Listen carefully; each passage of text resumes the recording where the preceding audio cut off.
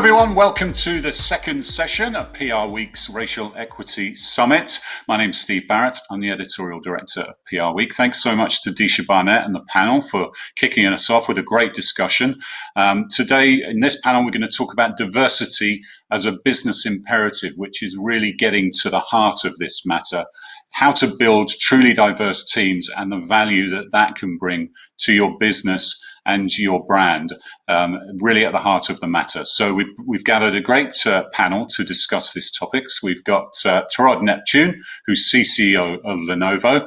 We have Carmela Glover, who's Executive Director of the Diversity Action Alliance. And we have JC Lapierre, who's the Chief Communications Officer at PwC. So welcome everybody to this panel. Hey, Steve. Hello. Good to have you with us, and thanks for taking part. Looking forward to a great discussion over the next 30 minutes. If anybody has questions, please do input them, and I will put them to our panel, and I will feed them in through the session. Tarod, I wanted to start off with you because you wrote a very impactful op-ed for PRWeek a couple of months ago, talking about racial inequality in PR being deplorable, and I think what really touched people was when you were talking about your sons and what they were looking at doing for their careers, and that they were actually slightly put off coming into PR because they didn't see it as a diverse industry. And that, to me, kind of spoke to this whole issue of diversity as a business imperative, because if you want to hire the best people, attract the best people, you need to be presenting yourself as a diverse environment, and then that feeds through to the bottom line. So just talk us through that, what you expressed in that op-ed and how that plays into the topic we're under discussion today. Yeah, thanks for that point, Steve. That was a labor of really weeks and months and some great conversations with my peers and colleagues, diverse colleagues and non as well. Because I think two of the more significant things in my mind leading up to that op-ed were, certainly we appreciate the focus and attention that this issue garnered around the George Floyd, Breonna Taylor issues, and that was significant in the moment. But the reality is, as I thought about it, this has been an ongoing challenge for our industry for years, 20 to 30 years, I recall, even in that op-ed talking about it. And so I really wanted to take advantage of the moment to avoid us getting caught up in the heat of the discussion, the intensity of the moment, and realize contextually, this is an ingrained challenge that if we're going to really address and resolve, we've got to be much more thoughtful than reacting to it in the moment. And again, the moment was critical. But again, in terms of the role we play as business leaders, and to your point, the business reality, I think we've got to get to the point where we are all so uncomfortable with an ongoing issue like this that's not addressed that we do something. Because for me, to your last point, fundamentally, it is about talent and top talent and winning in an unbelievably competitive marketplace. And I think given the demographic shifts that we are seeing happen around the world, what we know is it is impossible and going increasingly possible for us to win if we don't actually have top talent on our teams. And I think we can no longer, close our eyes and pretend that top talent is all middle-aged white men, because that's just not the reality of the world and not the reality of what we're going to have to do in the competition for ideas and creative thought and the kinds of work that we're continuing to do across our industry. So those were the evolving thoughts that I think landed in that op-ed. Yeah, it was a great piece, and we'll dig into it a little bit more as we carry on with this discussion. Carmela, you're Executive Director of the Diversity Action Alliance. First of all, very briefly, just tell us what the Alliance is designed to do. And I know that your goal is to reflect true diversity in the US by 2025. So just tell us what you're doing, what your mission is, but also what value that is going to bring as a business imperative. Absolutely. So the Diversity Action Alliance is a coalition of trade organizations who came together and who were coming together routinely for years to talk about industry trends. And one that continued to be a theme is the issue of diversity, equity, and inclusion being a challenge within our field. And so the mission of the Diversity Action Alliance came to be to really accelerate the progress of diversity, equity, and inclusion by way of increasing recruitment, retention, and the representation at the senior-most levels, specifically for people of color. So the Diversity Action Alliance's first focus is data transparency. Historically, on both the agency side and in-house, there has been some reticence around releasing data. And given the events over the summer and the tragic killing of George Floyd and others, I think there's been an inflection point that has allowed companies to really reflect and hold themselves accountable. We have over 200 organizations who have agreed to provide their data to the Diversity Action Alliance. So we could really provide a benchmark, aggregated data, and understand where we are from a less nuanced standpoint than what's typically reported. So, we'll draw from our benchmark at the end of the year and decide how much work needs to be done to get to that 2025 goal. And that's really based on Census Bureau projections of the U.S. workforce, as well as the U.S. population in general. Demographics are quickly shifting, and we need to be able to serve our communities. Yeah. JC, thank you for joining us. Thank you for supporting this programming as well. I think when we set the summit up, what we were very much told is that it's important for everyone to be involved in this discussion. So business leaders of all types, especially white business leaders holding positions of power. So we appreciate your context here, but just give us some idea of why diversity is such a business imperative and why it's just good business and why it adds value to organizations, brands, and corporations. Yeah, thank you so much. And good afternoon, good morning, everyone. So happy to be here with all of you.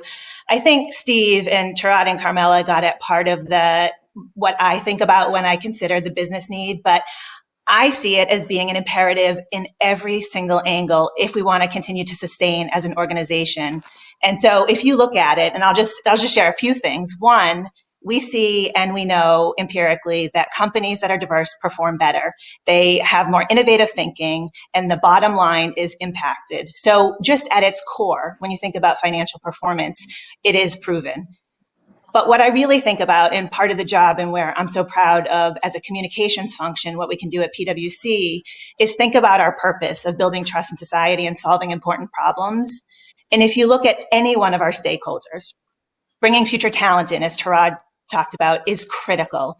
You think about our clients. They want to work with organizations that look like them and are focused on the same things that they are. When you think about supply chains and being a part of discussions, when you want to be a part of supply chains with other partnerships and organizations, they want to be with partners that are going to look like and be focused on the same things that are important to them. We see boards being more focused on it. And we saw the NASDAQ announcement last week that we think is great and really excited that more people are rallying behind this. We're starting to see institutional investor flows make decisions based on diversity and inclusion. And we are seeing government get involved. And there is, in some places, regulation already, and we expect that to continue. We also know that when we focus on diversity and inclusion as organizations, and it's part of our purpose, it is one of the things that we have a responsibility to do is to uplift our communities. We are helping economic empowerment and creating a more thriving economy, which we all want and need. And then finally, and what I think is really the most important, it's just plain old the right thing to do. So from any one of those angles, and I'm really excited, what Tarad said is we need to make sure this is not just a moment, but how do we capture this moment and make it a movement that really drives impact? Yeah, it's interesting you mentioned that NASDAQ announcement. For those who missed it, NASDAQ has basically said that if companies don't have genuine diversity at board level, they will be delisted from their stock exchange. That's a very bold statement. Now, I think that's going to take 12 to 18 months to feed through. But to me, that feels like a move forward from just making statements and, weasel words about this topic to actually doing something that's going to change things. Because we've all seen when you're browsing through websites, looking at the C-suites of big corporations, it's still a sea of white middle-aged male men, basically. Tara, do you think that's a significant thing? And what other things are you seeing that point toward a real sea change in attitudes towards racial equity?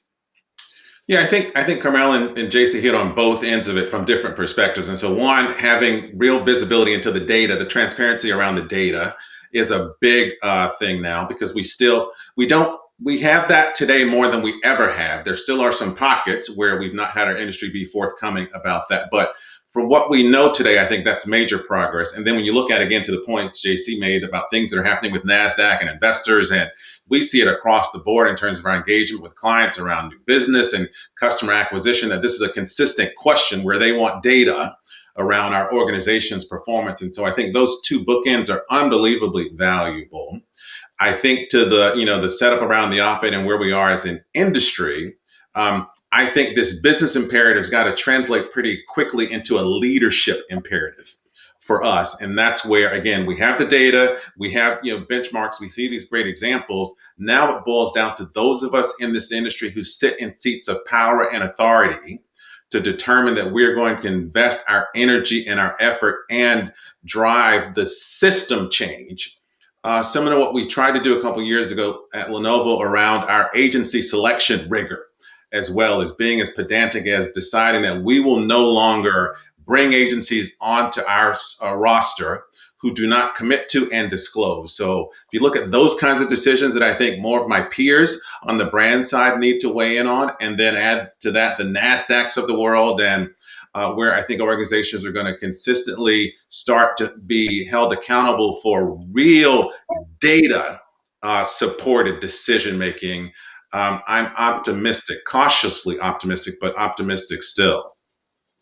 Have you seen, since you did that 2 years ago, Tarot, have you seen agencies change, and have they lived up to the requests, and have you had to take actions, and sometimes stop working with a firm?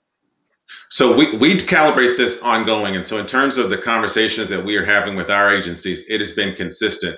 And this is where I also suggest, by and large, what we've seen, particularly on the agency side in the last year, is much more support around the disclosure of this data. And so I think we've all seen great progress there. Again, there's some exceptions that are still noteworthy that I think we need to push on as well. But by and large, I think the data disclosure is a big piece, and I don't want to minimize the importance of that, because that is a sea change.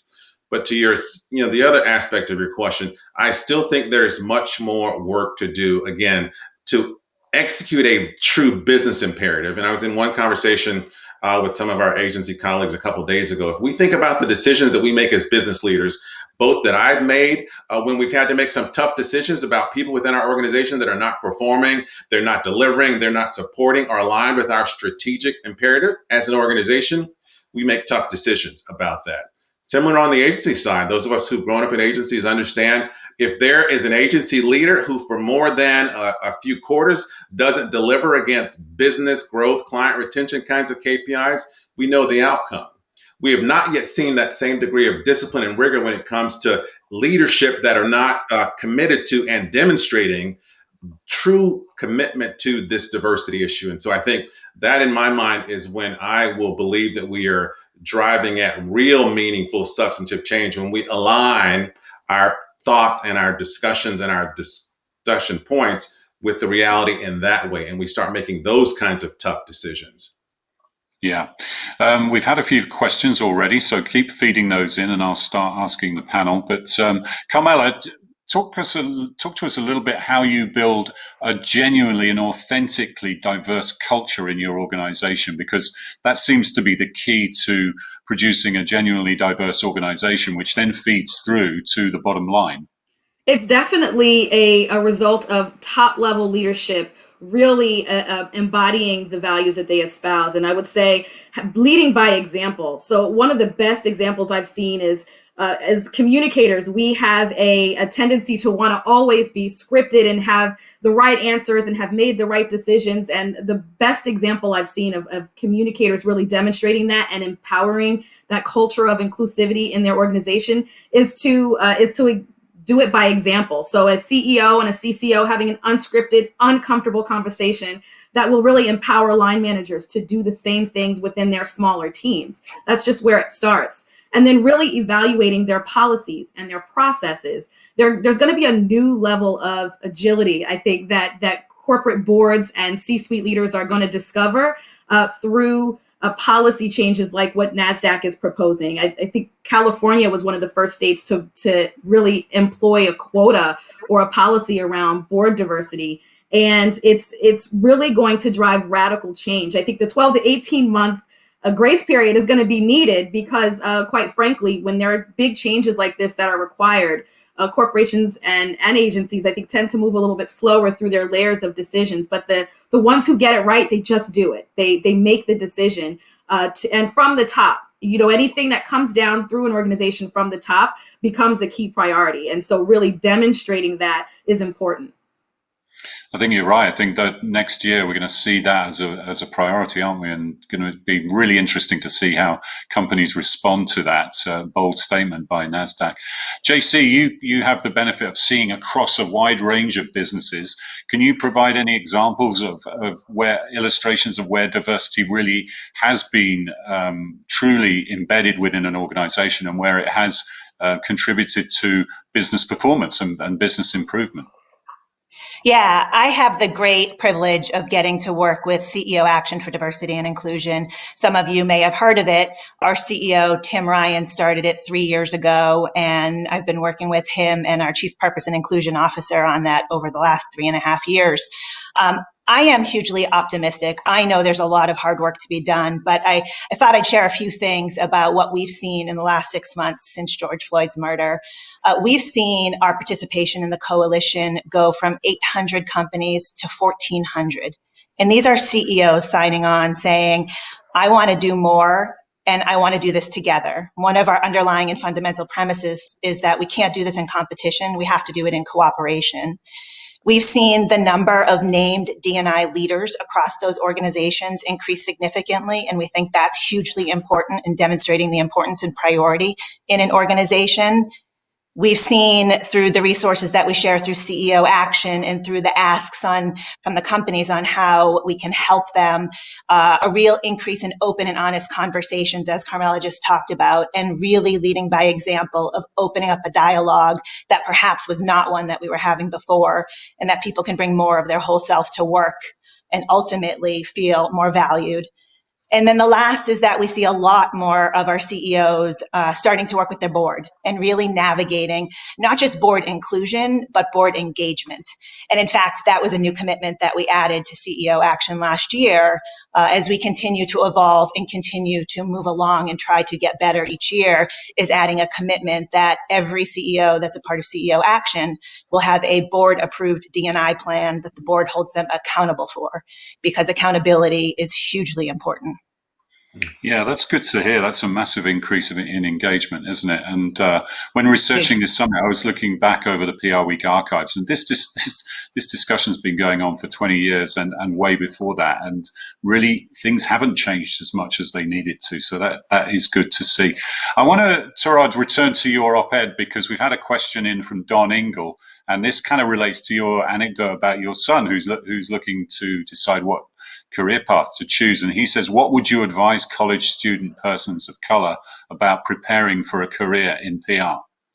It's a great question, and it's been a very tough conversation for me to have with my oldest son, he's now a graduate, marketing major, and had some very positive internships with agencies. And so I think it's going to be it is a challenge. It will be a challenge for us as we look at recruiting in this younger demographic. And I think increasingly, if we look at, again, aside from all the positive things that we've talked about that are certainly happening, I think if we look at some of the data over the last, eons of years that we've been focused on this issue, there's a real hot spot in terms of entry and mid-level talent, in terms of once we get these employees in our organizations, the long-term retention is a challenge. And we know one of the things that we often hear is that once we are able to hire these diverse employees, and particularly more so around the African-American employees, they get into our organizations and their first reaction is, where are the people who look like me? And if you're thinking about beginning a career and considering whether to start in an industry, in an organization like an agency or a brand, but you're looking at an organization where you have no visualization of a career ladder that's even remotely possible for you, that is an unbelievably daunting consideration. And I would suggest that most of us who are still in the industry have done well. In many instances, did it on the sheer strength of our commitment to prove people wrong. the reality is, the younger groups, my son included, they don't have that desire, nor do they have the willingness. They realize that, jobs are jobs at some point, and they want to find the most interesting, compelling place to work. And if that's not a big organization, if it's a small boutique, or if they want to start their own thing, they're doing that. And so I think we've got to be honest about the reality of this. If I'm not able to visualize myself in this industry, why would I invest the time and energy? And this is also one of the things that we're currently working with our global agency Zeno on, a fairly significant initiative that we're hoping to roll out as well, that goes fundamentally at this question of there's no one who looks like me. So how can we solve that problem in terms of getting diverse African American talent into into positions of decision-making power? Because this environmental reality, again, we can be as successful as we can be on recruitment, but if these employees don't join our organizations and realize that they can thrive, see that they can thrive, see people who look like them, come from their backgrounds, who have done well, are doing well, it's just going to be in one door, out the other. And that's the bigger, more fundamental problem, I think, that's kept us in this same place for 30 odd years. I love your answer, Tarad. It's I couldn't agree more with it. I want to share, in case it's helpful to validate and to confirm and share what PwC is seeing.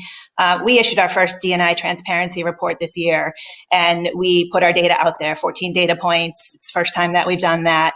It was a big exercise and a really big, wow, like this is something new and different. But what was more interesting to me, and where I think the communications team has such an awesome opportunity to have that strategic seat at the table, is in really deciding where do we need to focus and helping to tell the story of how we'll continue to get better. And the 3 areas we picked out that as an organization we need to really focus on, you just hit on them. One is, how do we attract the right talent? And how do we look at different places that we've been going to bring on that talent? But then the other 2 are, we've seen that the experience in the first 2 years is critical to determining the success. And so asking the question, as you think about where you want to go, what does that first 2 years look like? And what do you offer me to help develop in those first 2 years? And then the third area that we are hugely focused on is representation across our partnership. And so making sure that people see themselves, and that our aspiration is 50% of our partnership is female or racially or ethnically diverse. And so it hits on all of those areas. And those are the areas I would pressure test as people are thinking about where to work. Yeah, I think we heard about this in the first session about how to be your true self at work and the stories of showing up at work, and you are the only person who looks like you. JC, what would you say to Black, Indigenous, people of color who are coming into the business and don't recognize it as an environment that feels comfortable to them? What would your message be to them, and how are you handling that at PwC? I think that I would ask, what are the opportunities for me to share my experiences, what I'm seeing, and can I be a part in helping to create something different? And one of the things that we've realized, and I think this year has been a year of reckoning for so many, is that while we've been on this journey for a long time, to the points that Carmela and Tarad made, we still have so much more to go and so much further. And so the little catchphrase that we've been using is listen, learn, do. And I know many have used the same, but it's really about, we can't create the solution to any of these challenges without talking to and listening to the people that are most impacted and that we're trying to change the solution for. And so to me, it is about, is it an organization that's going to listen and allow you to co-create those solutions to create a different tomorrow? Yeah, so be part of the solution. Carmela, another question's coming from Kim. As a Black woman working in PR for a beverage company, and Kim asks, how do I encourage executives to trust my judgment? One, in addressing the questions of our millennial consumers who have high moral expectations of businesses they believe in, and 2, efforts to prioritize inclusion in our consumer-facing content. Because during the uprising, she said she was forced to stay silent as companies were taking stances, and she chose to go dark on all of their advertising and social media as well, and was met with a bit of pushback the longer we stayed dark. Any advice for Kim? I would definitely be very transparent with your leadership, and it doesn't necessarily have to mean going all the way to the CEO, but to your line management. I mean, employees are your very first stakeholders, and for them to be engaged and feel heard and listened to is important. So challenging the status quo is not always easy, but it's required. And I think that what JC mentioned earlier about feeling empowered to really speak up is important. I think we're at a point in time where organizations, it would behoove them to listen to their workforce, who is very passionate about this. I mean, as a millennial, you are the consumer. You represent the communities that your organization is serving, and having that courage. I mean, that is uncomfortable conversations come from both sides. Not just, well, I'm a white professional and I'm afraid to say the wrong thing. Sometimes it's, I'm a Black professional and I have something to say that could really change the game for our business. So having that courage to speak up, and if you're not getting somewhere with your line management, there are cross-functional partners that someone will hear you out, being the squeaky wheel. That is what I've seen has been really successful for folks who feel that they're not in a position to make decisions. So just reach out and kind of garner support from either ERGs and executive sponsors within those ERGs. If your organization doesn't have an ERG, it's at that point where you have to decide, who's the decision maker here, and what articles, what research can I provide my management with to show them that this is not just coming out of an opinion of one millennial, because we're not a monolith. We all think differently, but it is informed by not just my anecdotal experience, but here's the data behind it and the dozens of studies that show that this is important. Yeah, it really speaks to the theme of this session, doesn't it? The diversity as a business imperative, because they are your consumer base as well as your employees. So, yeah. Another question, Torod, for you from Karen Lindsay. With the influx of creating DEI positions, do you think that takes the pressure off top leadership to conduct meaningful change? Interesting point there. Some companies might think you've just got to, appoint someone to a D&I slot. Yeah, that's a great question, and so I hope not. We've all seen the reality of what's happening in terms of the growth in the recruitment of these roles across the board, brands and agencies and otherwise. And for many organizations, these roles have existed, forever. And so I think we have to be honest with ourselves around the real power influence for some of these, again, because they've been around for years, and we're still looking at an industry that looks like 1989.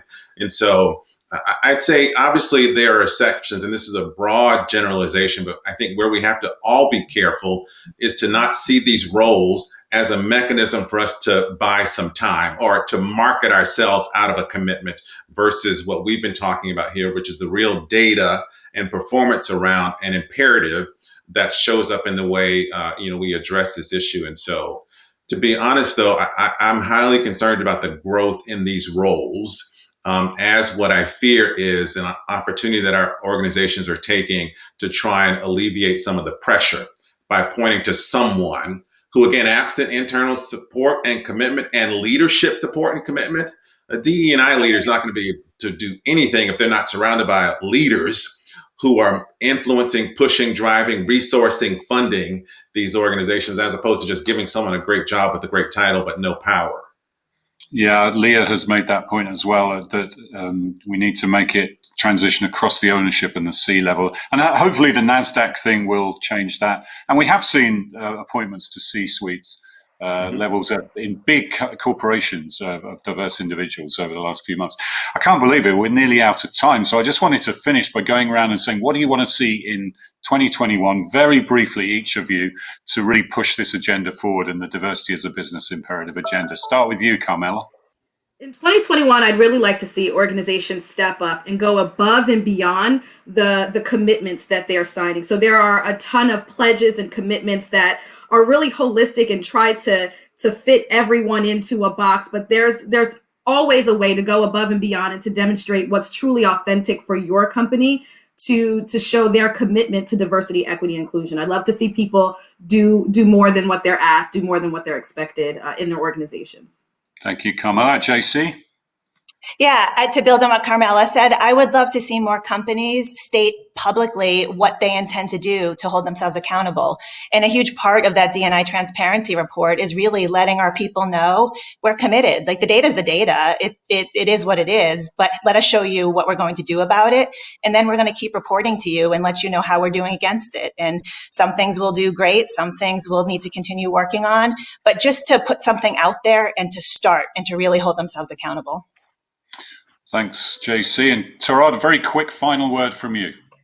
I'd say the leadership accountability JC just mentioned at the end, and us having some real impactful decisions that we make to reflect this as a true commitment, not just a great talking point. Thank you, Tarad. Thank you, JC. Thanks, Carmela. Great conversation. Looking forward to seeing how this plays out. Some really good points made there. We've got 2 more sessions coming up, one on what it's like to be Black in the tech PR space, and one really picking up on the PR agency diversity conundrum. So stick with us for those brilliant sessions. But thanks for joining us for this one, and thanks for being with us, everyone.